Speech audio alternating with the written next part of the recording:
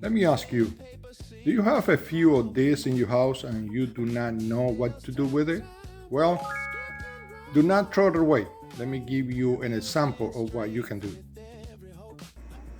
Do you have this in your front door?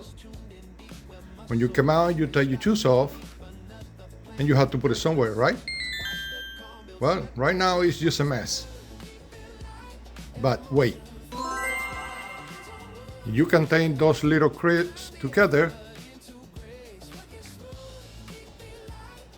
holding them with zip ties,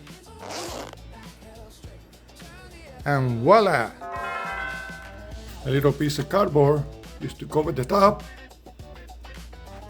Some carpets, pieces of carpets that I got laid around in the house, just for look.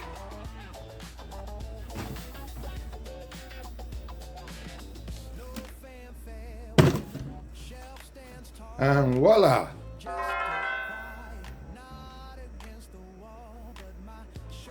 If you like this video, don't forget to subscribe for more ideas.